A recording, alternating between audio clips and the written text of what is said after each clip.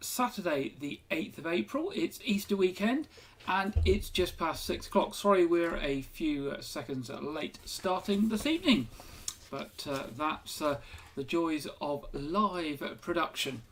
And in the news this week, and we've got lots of news this week for you, Weymouth Hospice Care has been nominated for no less than 4 categories at a leading fundraising awards ceremony focusing on legacy giving. That's gifts left to charities in wills. The Smee and Ford Legacy Giving Awards take place in London this April, recognising excellence in a growing and competitive area of fundraising.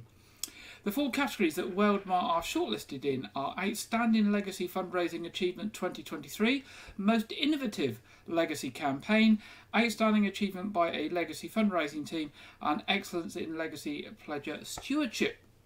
The campaign to encourage local people to leave an affordable gift in their will to Weymouth was given a fresh look in 2022 and focused on real members of the nursing and care team at the charity, with a strapline of "To those who need end-of-life care in Dorset, I leave" is followed by the name of the staff member pictured.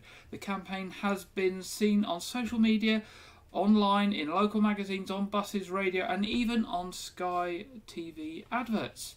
The award entries were reviewed and assessed by a judging panel that includes some of the biggest names from across the charitable legacies community. The shortlisting was based on matching the criteria for excellence, innovation and impact, with the judges attributing scores against a transparent system aimed at recognising and rewarding inspirational legacy teams and individuals. So good luck to the team from Weymouth Hospice Care in those awards. Nominations are open for Weymouth Mayor's Community Awards for 2023. Do you know someone who goes out of their way to help others? The Mayor of Weymouth is looking for unsung heroes to be nominated for a Community Award. You can now nominate volunteers from your community who deserve a big shout out for the selfless work they do for others in Weymouth. All you need to do is get in touch with your local councillor by the closing date, which is Saturday the 30th of April. To find out your local councillor, visit the Weymouth Town Council website and you will get your local councillor's contact details, and you can get nominating your special local people today. The recipient will be announced at a meeting of Weymouth Town Council's full council on Wednesday the 10th of May, and the outgoing Mayor of Weymouth will then present the awards at the Community Expo on Saturday the 20th of May. So if you want to nominate somebody from the community for outstanding work and selfless work and volunteering, then pop along to Weymouth Town Council website, find out your local councillor's details and send in those nominations.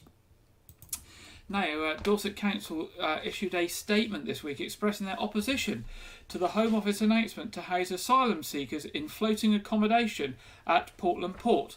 The statement read as follows: "We are aware of the Home Secretary's announcement this afternoon, confirming that the Home Office wishes to proceed with its plans to house asylum seekers in floating accommodation at Portland Port. Dorset Council's position has not changed. We still have serious reservations about the appropriateness of Portland Port in this scenario, and we remain opposed to the proposals. However, the Council will continue to support and acknowledge the concerns of our residents and local businesses." There are a number of questions which the Home Secretary's announcement does not address. We will continue to press the Home Office for answers and await further information. Now, the wearing of masks at Dorset County Hospital will no longer be mandatory from the 11th of April. Cases of COVID-19 are reducing in Dorset, and many healthcare settings in the community, such as GP surgeries, have already stepped back from making masks compulsory. From the 11th of April, staff, visitors and patients at Dorset County Hospital will no longer be required to wear masks in public and non-clinical areas. Surgical masks will still be available in main entrances for anyone who wishes to wear one, and anyone suffering from symptoms such as coughing or sneezing is encouraged to wear a mask to protect others from infection while in the hospital.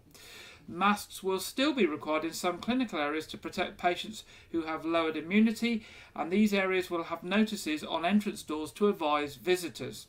There will also be requirements to wear masks and enhanced PPE, such as other such as aprons, etc., in areas treating certain respiratory infections.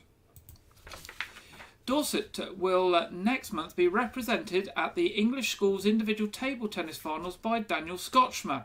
Daniel, 15, plays weekly for the Thomas Hardy School in Weymouth and District Table Tennis League and also practices at the Dorset Table Tennis Academy in Christchurch. His successful breakthrough year culminates with an appearance at the finals in Wolverhampton in April. Daniel recently won a very competitive Dorset Schools Boys Under-16s individual competition in Christchurch to qualify for the Wolverhampton event. In a busy month, he was also fourth in the South West Regional competition for Under-15s in Plymouth, playing against the best players across Avon, Cornwall, Devon, Dorset and Somerset. Daniel has won 26 of his 28 league matches. So good luck to Daniel for the English Schools Finals in Wolverhampton. Here we go. There have been reports of possible drug dealing on a footpath in Wyke, Regis, which has caused Dorset Police to step up local patrols. A Wyke Regis police officer responded to a report from a member of the public concerning the area of the public footpath between Shrubbery Lane and High Street, Wyke Regis. Patrols in the area have been stepped up by Dorset Police as a result of the report. A spokesman for Weymouth and Portland Police said foot patrols were conducted, but no suspicious activity was evident. Patrols will continue. Please continue to report any concerning behaviour or issues that you may have. Now, staying with Dorset Police, officers from Dorset Police are also appealing for witnesses to come forward after a man was assaulted in Weymouth. Dorset Police received a report at around 11:10 p.m. on Wednesday the 5th of April that a man had been assaulted while walking along the esplanade near to the beach control office. It is reported that a man shouted at the victim before punching him in the face. The victim is aged in his 40s and sustained an injury to his face and attended hospital for treatment. The offender is described as white, approximately 20 years old, tall and of slim build, wearing a dark blue hooded top and black trousers. He was with a woman who is described as white, also aged around 20, and petite with dark hair. Staying with Dorset Police, police officers are also appealing for witnesses as they investigate assault on a cyclist in Weymouth. At around 7:30 a.m. on Monday the 27th of March, a woman aged in her 40s was cycling along the Rodwell Trail near to the access point for Sandset Castle when she encountered a man who grabbed the handlebars of her bicycle, causing her to fall. The woman sustained a broken ankle, and the incident was reported to police on Monday the 3rd of April after she had been discharged from hospital. The man is described as white, aged in his 50s, around 6 foot tall and a slim build. He had short grey hair and was wearing dark coloured clothing. Police Constable Toby Norman of Dorset Police said, "I am particularly keen to hear from 2 school children, believed to be aged around 13, who were cycling in the area and may have witnessed the incident. I would urge parents whose children may have been riding in the area to ask them if they may have seen anything." Now, anyone with any information on any of these reports is asked to contact Dorset Police on 101, or if you wish to make contact anonymously, you can do this via Crime Stoppers, which is an independent charity, and this means you can do it anonymously, and you can do this on 0800 555 111, 0800 555 111. Now, Dorset Wildlife Trust have told us this week to tune in as the breeding season begins on their barn owl webcam. Wildlife lovers can watch live at any time of day or night as a pair of resident barn owls nest, breed and raise their young in a nest box at Lawton Meadows. And that's a nature reserve here in Dorset. Last year, 4 chicks hatched, and remarkably, all 4 survived to fledge in the summer. Watching these birds hatch and grow with the help of their parents has brought joy to tens of thousands of viewers over the past few years. Webcam followers can comment on the dedicated Barn Owl Webcam Facebook page at DWT Barn Owl Webcam to share what they have seen and help build a picture of how the pair are getting on. Dorset Wildlife Trust's Dan Bartlett said, "It's already very exciting to be able to view this pair at home in their nest. We are very much hoping that they will successfully breed again this year. The rougher grassland fields of Lawton Meadows provide plentiful supplies of food, such as field voles, to help them to rear their young. Other rough grassland sites in Dorset will also support prey for the barn owls." Now, you can watch the barn owls live And you can visit the website at dorsetwildlifetrust.org.uk/webcam 2023. Nice and easy, dorsetwildlifetrust.org.uk webcam 2023. And I popped along to it earlier today. That picture you can see on screen was a screen snapshot that I took this afternoon from that actual webcam, which is there 24 hours a day, 7 days a week for you to watch.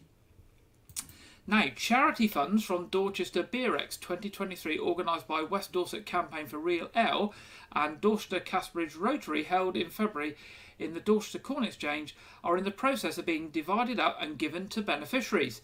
The event raised a staggering £23,000, with this year's primary charity being the Robert Wyke Centre at Dorset County Hospital. The centre specialises in patient radiotherapy and cancer care services. The festival's main sponsor was the Cerne Abbas Brewery, and the Beerex committee felt it right to nominate the Robert Wyke Centre, as brewery co-owner Victor Irvin has recently received treatment at the centre. A cheque for £8,680 was presented to the Robert Wyke Centre fundraising officer Victoria Hunt by Beerex chairman Chris Davies, followed by a tour of the facilities and a chat by John Payne, the operational manager. Simon Pearson, head of charity at Dorset County Hospital, said, "We want to thank the Beerex committee for selecting the Robert Wyke Centre for their support.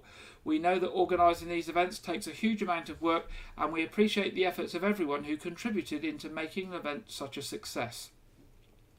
Now, the Dorchester Youth Club and Community Centre in Kings Road, Dorchester, also received £3,400 from the raffle proceeds, whilst others to benefit were the Dorchester Mayor's Charity, the Arts Centre and Ellipse. The Dorchester Beerex will return February the 2nd and 3rd, 2024. So almost a year to go, well, 10 months to go. Dorchester Beerex, February the 2nd and 3rd, 2024. If that interests you, put it in your diary now. Now, colourful artworks will soon be lining the streets of Weymouth as part of a new community project. Weymouth and Portland Marine Litter Project is spearheading an initiative which will see a handful of open-reach boxes across Weymouth painted with the creations of volunteers. The group are encouraging people of all ages with good artistic ability to submit an artwork with the theme of raising environmental awareness and promoting mindfulness of the harm to the sea, wildlife, landscape and environment through human behaviour. Jane Furman, co-founder of the Weymouth and Portland Marine Litter Project, said, "This project is about reminding people of delicacy and vulnerability of our surroundings. It's also about making the public aware of what we do. A lot of people are unaware of what is going on under the sea and what happens after they throw litter."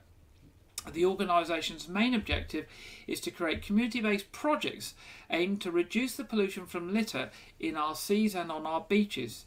Mrs. Furman went on to explain that the group had taken inspiration from other towns, including Basingstoke, Shrewsbury and Sheffield, which had created similar projects to the Environmental Arts Trail by enhancing the appearance of the open-reach street furniture. That's those green boxes that you see around the place that have got all the telephone connections in. Now, those wishing to submit their artwork have until midnight on April the 20th, with the shortlist set to be announced on April the 30th. Location of the box is included here in Wyke, Regis, Weymouth Town Centre, the Harbourside, the Seafront, as well as St Thomas Street, as each location has its own problems and sensitivities. To find out more and to find out how to submit a piece of artwork, visit www.weymouthportlandmarinelitterproject.org/art. So that's www.weymouthportlandmarinelitterproject.org/art, or search for Weymouth Marine Litter Project on Facebook. This April, the Shire Hall Museum is hosting family-friendly events inspired by its current exhibition, The Tiger Who Came to Tea. The Tiger Who Came to Tea exhibition, originated by Seven Stories, the National Centre for Children's Books, features facsimiles of original artwork, notes and sketches.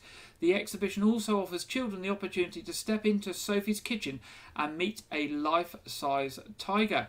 Inspired by the exhibition, Shire Hall Museum is hosting tiger clay workshops and tea with a tiger. On Saturday the 8th of April, that was today, there was a clay making workshop with creative clay when families make their own tiger to take home. using air drying clay. The Tiger Clay workshops were there 10 o'clock to 1 p.m. today. On Saturday the 22nd and Sunday the 23rd of April, you can come along and have tea with the Tiger. A brilliant afternoon for the family. Now, tickets for that are £10 for adults and £8 for children, and booking is essential. If you're interested, please email rsvp@shirehalldorset.org. So that's Saturday the 22nd and Sunday the 23rd. Come and have tea with a Tiger at the Shire Hall Museum. Now, We Are Weymouth Business Improvement District, also known as the BID, has been voted in to continue its work to improve Weymouth. Some 71% of businesses and levy payers in the town voted yes in a ballot to keep We Are Weymouth operating in the town for the next 5 years. Chris Truscott, chairman of We Are Weymouth, said the BID's sole purpose is to support the business districts within Weymouth, and we're privileged to have the opportunity to continue doing this. We Are Weymouth, or the BID, has set out 3 core areas to focus on: improving Weymouth, marketing Weymouth, and shaping Weymouth. In June 2022, We Are Weymouth introduced the Town Ranger scheme to help businesses tackle crime and antisocial behaviour. In the past 2 years, the BID has also set up 2 Elf World Record attempts in the town centre to attract tourists to the town before Christmas. Dawn Rondu is the Chief Operating Officer at We Are Weymouth, said, with over 4 years confirmed for the next term, we're excited to have an even greater impact in making Weymouth a year-round destination for everyone. Winning the next BID term gives us the time to work harder on improving the overall look and feel of the town, and to continue being the voice of our business community when it comes to working with government bodies.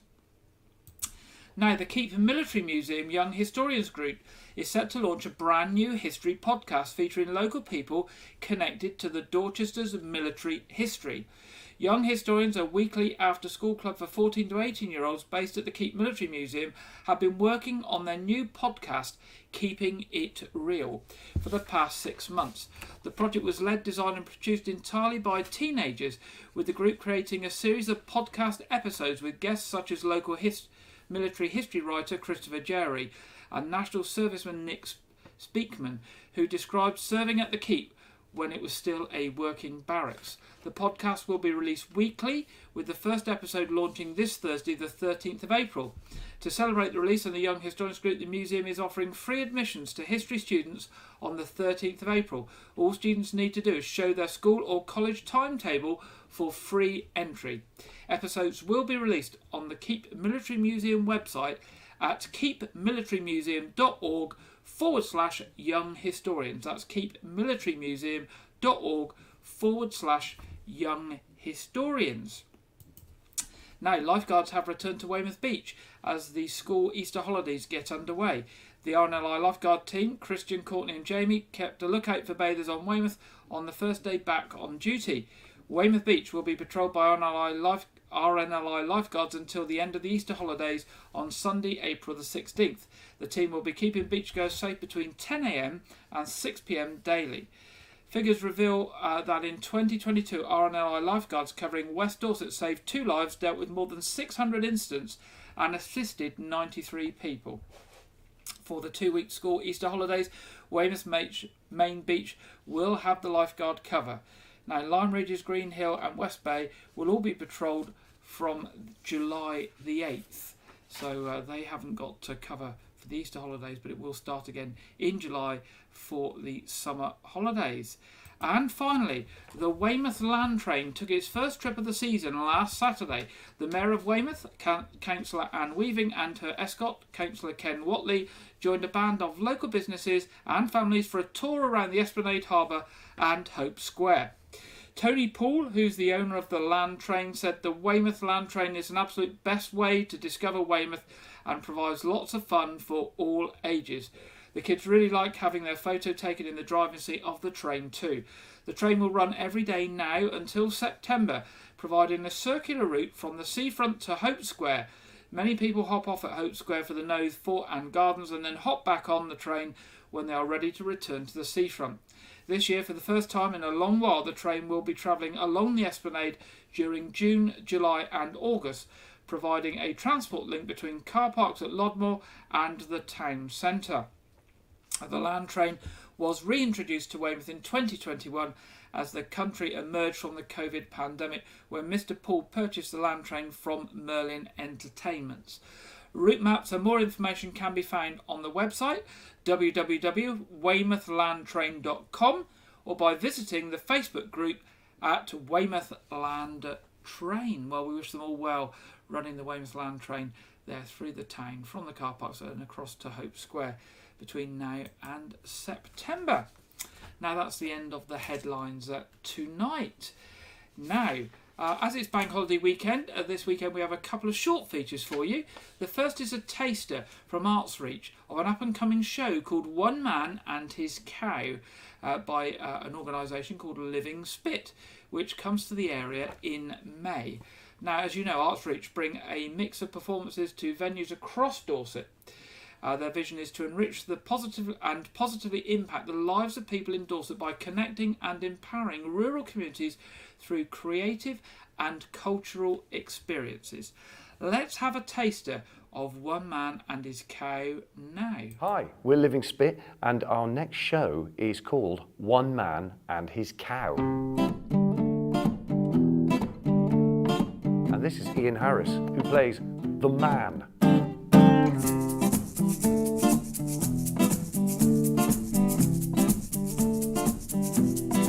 And Stu plays my son Greg, and also my other son Dickon, and also my daughter Maureen, also known as Little Mo. Also, don't forget, the most important character in the show. Stu gets to play the cow.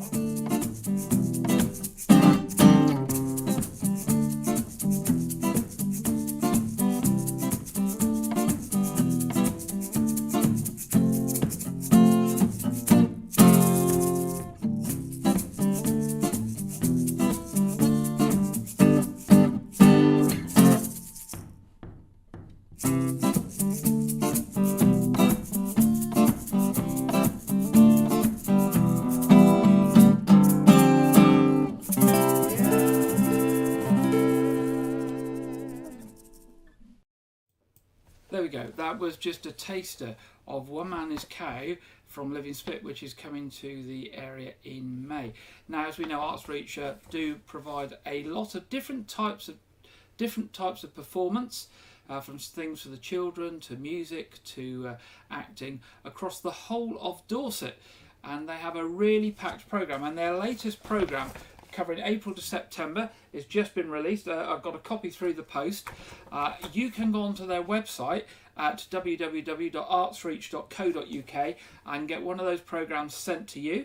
Or of course, you can find out all the information of all their up-and-coming events on their website and book tickets. They even now do online stuff as well. So if you're stuck at home and you can't get out, some of their events are online and you can watch them from the joys of your own home.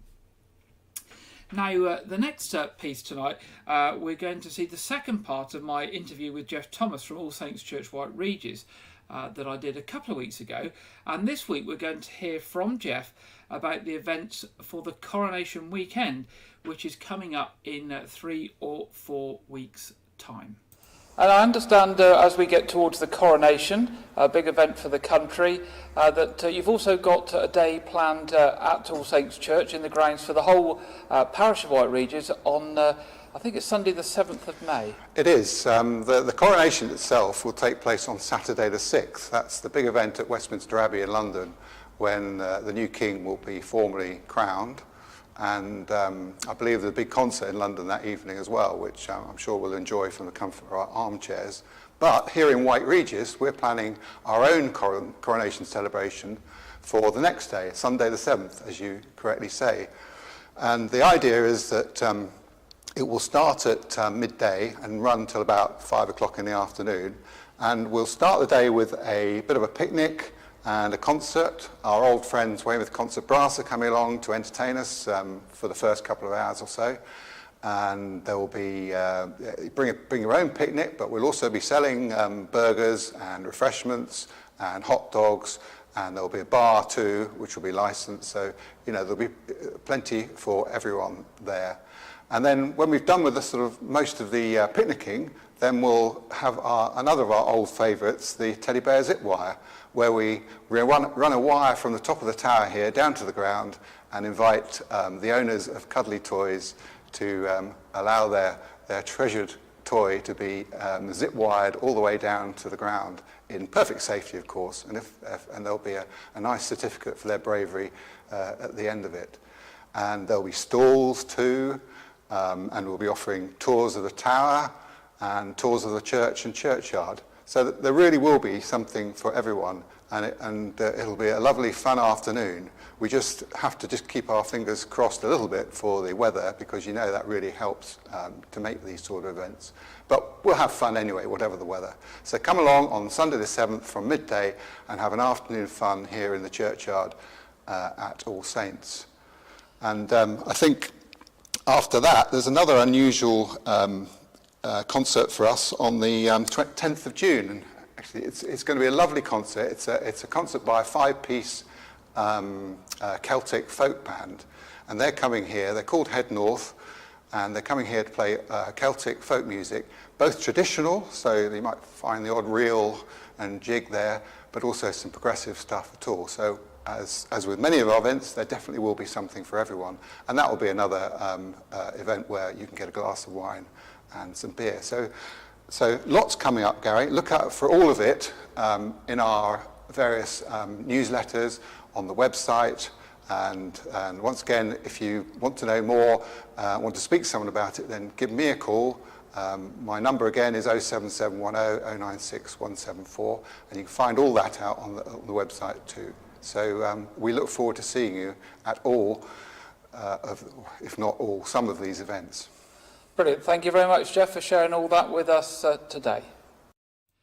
There we go. That's things happening for the coronation in the grounds of All Saints Church in Wyke for the people of Wyke Regis on Sunday the 7th of May.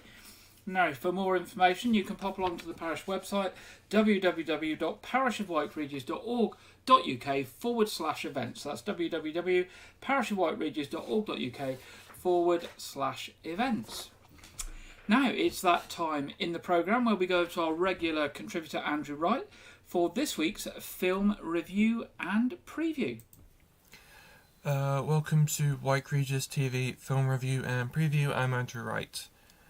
This week, the long-awaited Super Mario Bros. Animated movie arrives in cinemas as part of a massive collaboration between Universal Pictures and Illumination, which is the studio that created the Despicable Me franchise, and Nintendo, the game studio which owns and produces the Super Mario games. The film stars Chris Pratt as Mario, Charlie Day as Luigi, Anya Taylor-Joy as Princess Peach, and Jack Black as Bowser. The film revolves around Mario and Luigi being sent to an alternate world and becoming entangled in a battle between Princess Peach's Mushroom Kingdom and Bowser's army of Koopas. From the looks of the trailers, the film seems to combine elements from the various games, including the classic platform games, as well as elements of the Mario Kart games. I think everyone was a bit skeptical of a Mario movie, especially after Pratt was announced as Mario, but I'm looking forward to watching the movie. So far, opinion is very much divided 50-50 between critics, but 96% of audiences enjoyed the movie. By the time this segment has aired, I will have watched the film, so stay tuned next week for a review. This week, Ben Affleck's latest directorial and starring effort arrives in cinemas, titled Air. Air is a biographical sports drama film, and it revolves around the sports footwear company Nike going bankrupt in 1984 until they come up with a plan to launch a new shoe line based on the then current landscape of American sports, giving rise to what we know now as Air Jordans. The film also stars Matt Damon, Jason Bateman, and Viola Davis, with Davis playing the mother of iconic basketball star Michael Jordan. The film will eventually stream on Amazon Prime Video, but there is no timetable on that due to the unusual nature of this film's theatrical run. So you'll have to stay tuned for that. Currently the film is receiving very excellent reviews, with 96% of critics and 98% of audiences enjoying the film. I will not be reviewing the film. I have no plans to watch it, so one review I do recommend checking out is Mark Kermode's review. That's quite informative, so check out online for more details.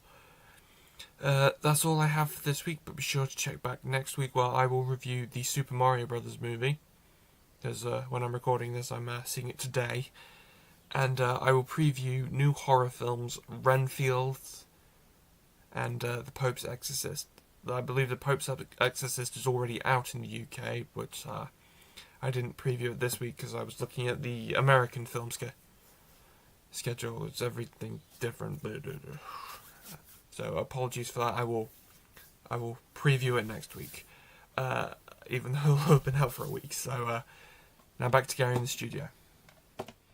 Thank you very much there, Andrew. Now, we do have a trailer for you this week. He's a superhero whether he likes it or not. From Warner Brothers Pictures comes the feature film Blue Beetle, marking the DC superhero's first time on the big screen. Recent college graduate Jamie Rees returns home full of aspiration for his future, only to find that home is not quite as he left it.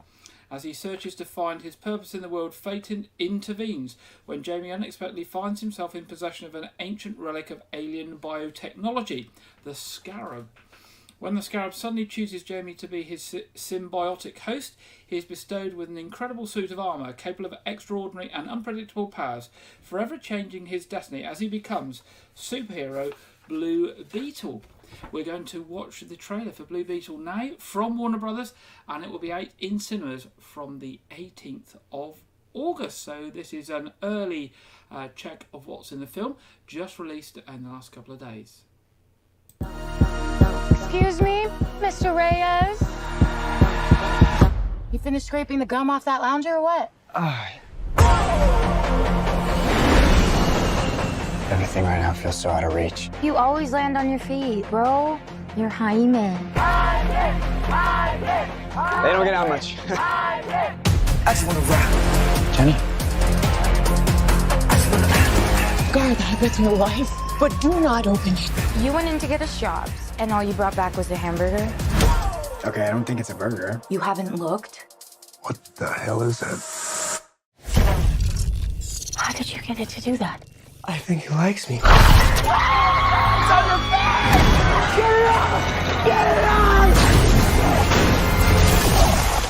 Jaime. This ain't what you want. This ain't what you want. This ain't what you want.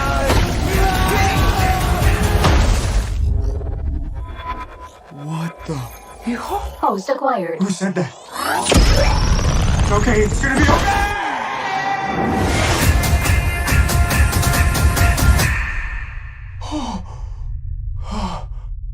Space. Re-entry systems ready. Wait, no. This ain't what you want. This ain't what you want. This ain't what you want. Oh. What is going on? I just wanna rock. It's called the Scarab. It's some kind of world-destroying weapon. It's designed to protect its host. This ain't what you want. Sometimes it does what you want, and sometimes it doesn't. Body out of here. I think I cut a bus in half. The Scarab chose you, but it belongs to me. That love you feel for your family makes you weak. I just wanna rock. You won't kill my dog, say no more money, no on my side. The universe has sent you a gift, and you have to figure out what you're gonna do with it. That's my heart. 1, 2, 3, 4, 5. Whatever you can imagine, I can create. Let's party. Nice choice. I just wanna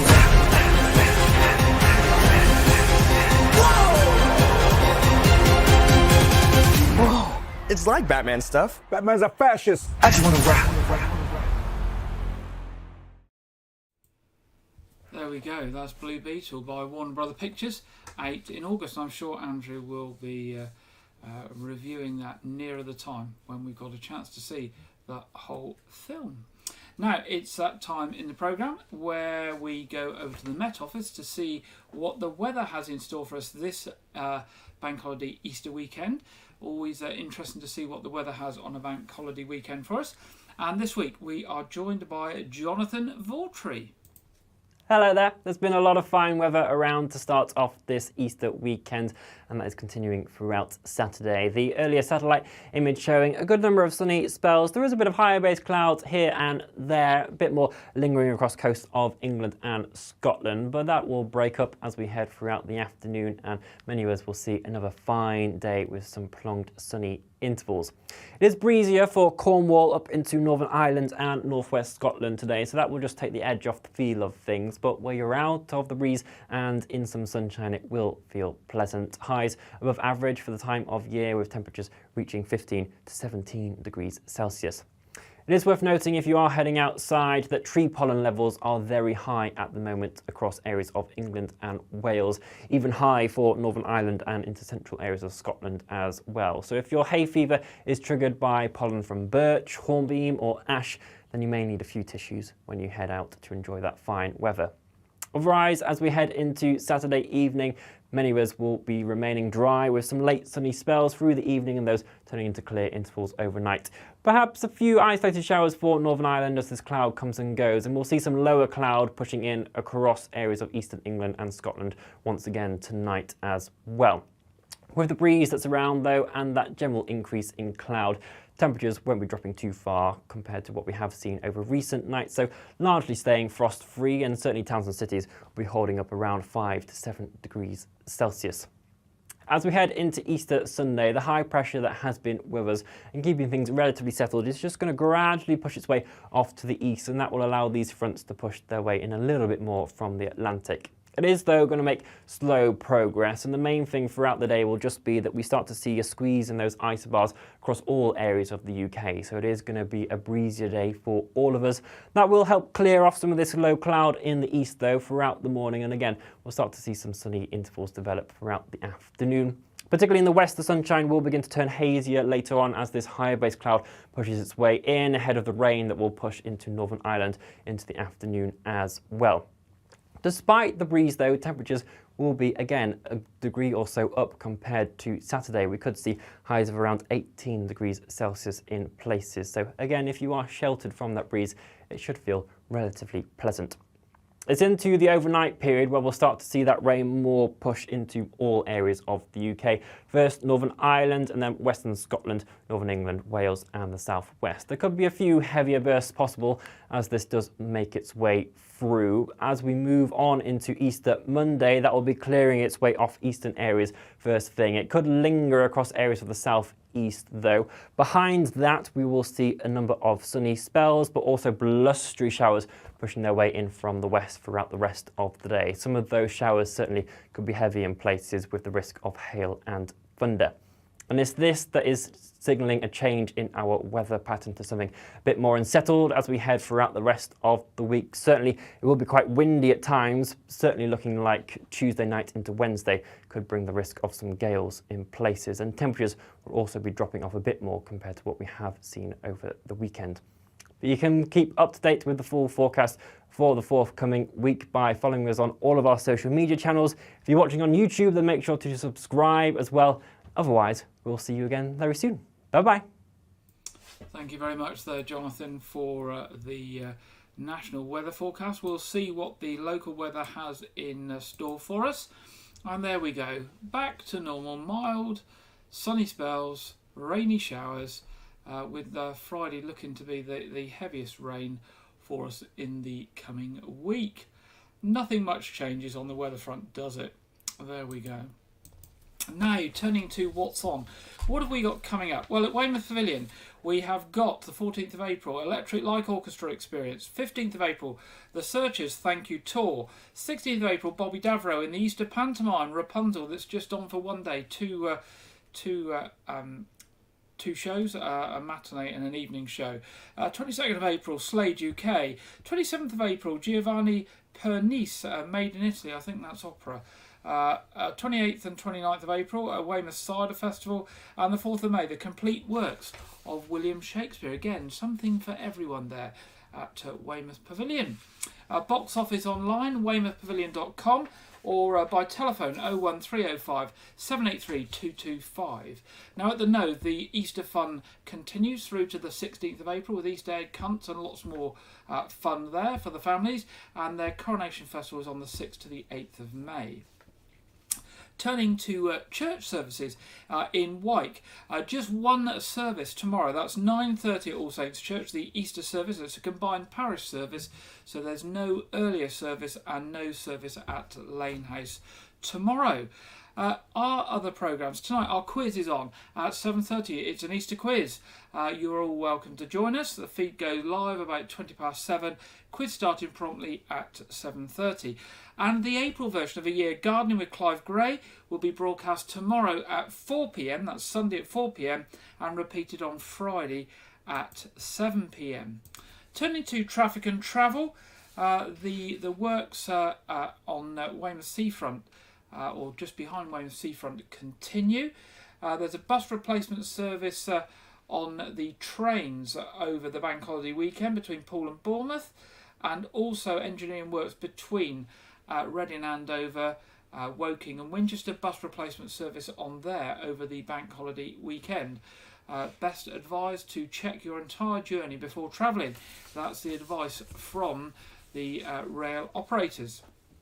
Now, advance notice this week that drivers on the A31 are being advised to plan ahead, as Regis Junction will be closed overnight for the next 2 weeks, starting from Tuesday. That's Tuesday the 11th of April. For 2 weeks, there will be night closures to allow works to replace the lighting columns at the junction to improve visibility and safety for all motorists. So that will run from this Tuesday, 11th of April, through to Friday, the 21st of April, from 9 p.m. to 6 a.m. nightly. So just be aware, if you're travelling in that direction, there will be diversions in place.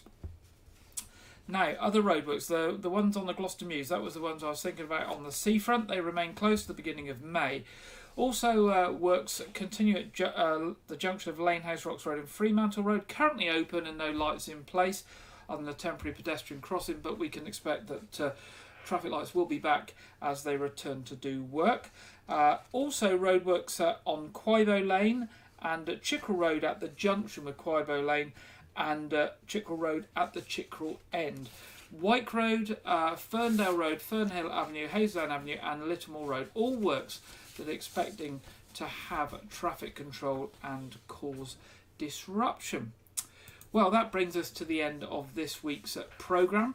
I hope you have a lovely Easter weekend and bank holiday. Hoping the weather won't be too bad on Monday, although it looks like rain is coming through. Don't forget, if you have any news or stories for us or any events coming up, do drop us a line at news@Wyke Regis TV. We would love to hear from you. We will be back 6 o'clock next Saturday with our regular news programme. Have a great Easter weekend and don't eat too much chocolate. And I'll see you next week. Good night.